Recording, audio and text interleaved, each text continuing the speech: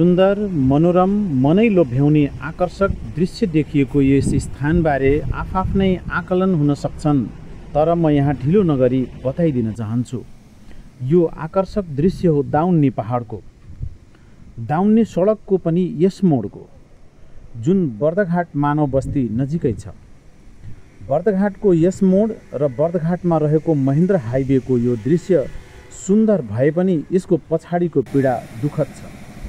अहिले यात्रुको लागि टाउको दुखाइको बाध्यकारी कारण बनेको छ। कारण के हो त? अरू केही पनि नभई हाइवेको दुर्दशा नै यात्रा गर्ने जुसुकैलाई सताइरहेको छ। जोशी काठमाडौँबाट आएको। यो दाउन्ने भन्ने ठाउँमा, यो सडक भाँसिएको ठाउँमा हामीलाई 7 घण्टा जति भइसक्यो। यो भए स्थिति अलिकति मिलाएर काम गर्यो भने टु वे नै गर्न सकिने परिस्थिति चाहिँ रहेछ हैन। अब यो ट्राफिक प्रहरीले व्यवस्थापन गरेर वन वेमा सुचारू गरिरहेको छ, तर धेरै नै कठिन अवस्थादेखि गुज्रिरहेछन् जनताहरू। धेरै गाडीहरू फसेका छन्, धेरै जनताहरू फसेका छन्, धेरै गाह्रो चाहिँ छ। बर्दघाटदेखि दुम्कीबाससम्मको 14 किलोमिटरको दूरी पार गर्न 14 घण्टासम्मको समय लाग्ने गरेको छ। त्यसमाथि पनि कहिले धुलो त कहिले हिलोले शास्ति दिएको छ। पहिरोको त कुरै नगरौँ।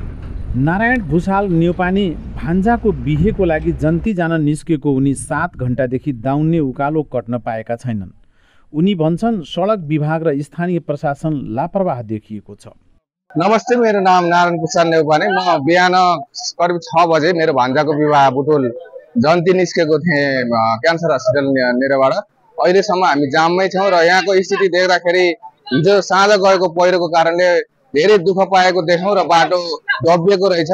र यो अलिकति सडक विभाग र नेपाल सरकार तथा प्रशासनको अलि यसमा भूमिका एकदमै कमजोरी देखियो। हिजो साँझबाट नै पानी बन्द भइसक्दा पनि यसको मर्मत सम्मारमा खासै चाहिँ इक्विपमेन्टहरू प्रयोग गरेको देखिएको छैन र जनताले जुन शास्ति पाइरहनु भएको छ त्यसमा सरकार पक्ष गैर जिम्मेवारी देखियो भने सडक निर्माण पक्ष जसले चाहिँ यो मर्मतको चाहिँ जिम्मेवारी पाउनु भएको छ, उहाँले पहिरोलाई तल हालेर तत्काल सडक खुलाउनुको सट्टा उल्टो चाहिँ आफ्नो टिपरहरू प्रयोग गरेर सडकलाई जाम गरेर यहाँको माटोहरू डम्पिङ गरेर बेच्ने मनसाले जनतालाई दुःख दिइरहँदा समेत उहाँको प्रशासन मौन रहेको देखियो। र सडक निर्माणको ठेक्का लिएको चाइना स्टेट कन्स्ट्रक्सन इन्जिनियरिङ कर्पोरेसनले 2075 सालदेखि काम सुरु गरे पनि 5 वर्षमा काम अधुरो नै रह्यो, जसले म्याद पुनः थपिएको छ। 2082 साल असोजमा बुटवल नारायणगढ सडक पूर्ण रूपमा सम्पन्न गरिदिने भनिए पनि सम्भावना पुनः कमजोर नै देखिन्छ।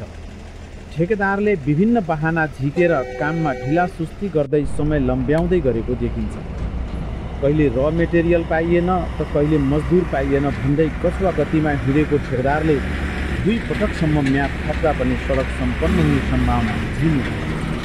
अब चाँडै नै मनसुन सक्रिय हुने प्रबल सम्भावना रहेकोले यात्रामा विलम्ब हुनुको कुरै नगरौँ, दाउन्ने यात्रा जोखिमपूर्ण समेत बनेको छ।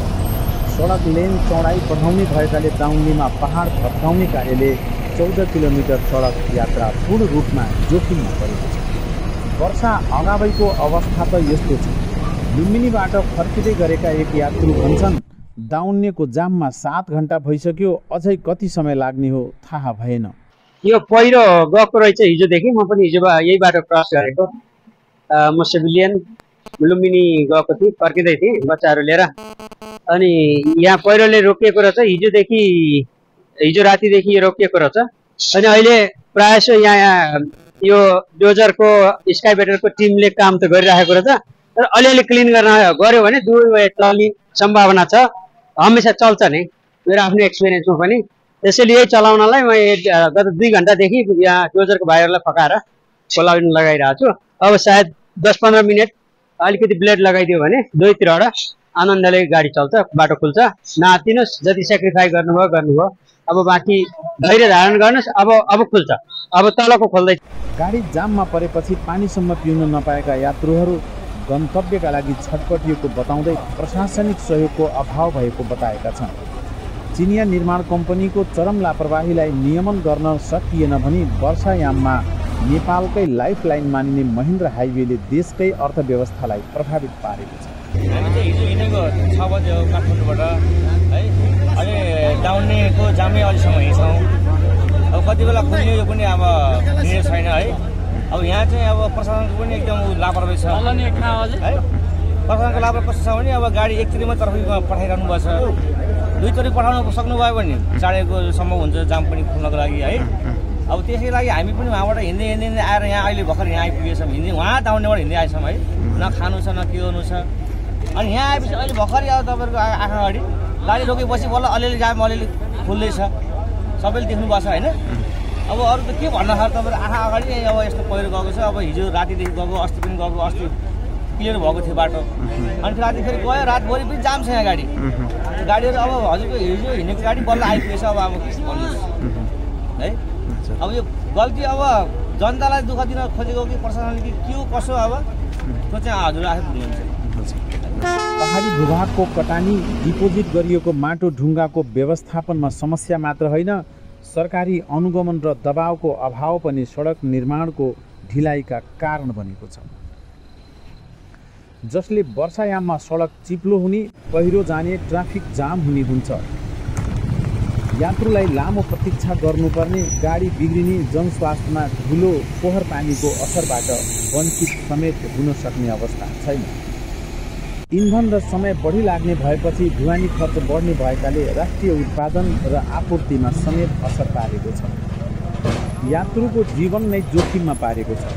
डाउनेमा 7 देखि 10 घण्टासम्म समय लाग्दा थकान, बिरामी, मानसिक तनाव बढाउँदा स्वास्थ्यका साथै जीवनको सुरक्षा चुनौती थपिएको छ। को आयोजना र आन्तरिक पर्यटनमा समेत असर पारेको छ। विदेशी ठेकेदार कम्पनीले काम राम्रो नगर्दा नेपाल सरकारको अनुगमन प्रणालीमाथि प्रश्न उठ्छ, जसले अन्तर्राष्ट्रिय छवि र विश्वसनीयतामा असर पारेको छ। चाइना स्टेट कन्स्ट्रक्सन इन्जिनियरिङ कार्पोरेसनको काम किन समयमा पुरा नभएको होला? निर्माण काम समयमा सम्पन्न गराउन नसक्नुको पछाडि केही कमजोर पक्षहरू उजागर भएका छन्। नम्बर 1, निर्माण कार्यको निरन्तर अनुगमन र मूल्याङ्कन नहुनु। नम्बर 2, नागरिक र सञ्चार माध्यमद्वारा जनदबाव सिर्जना नगरिनु। नम्बर 3, ठेक्का कम्पनीसँग स्पष्ट कारबाही र प्रगति मापदण्ड फितलो हुनु। नम्बर 4, वैकल्पिक मार्ग र यात्रु सहायता कक्ष निर्माण नहुनुले ठेकेदार कम्पनीको लापरवाही बढेको छ।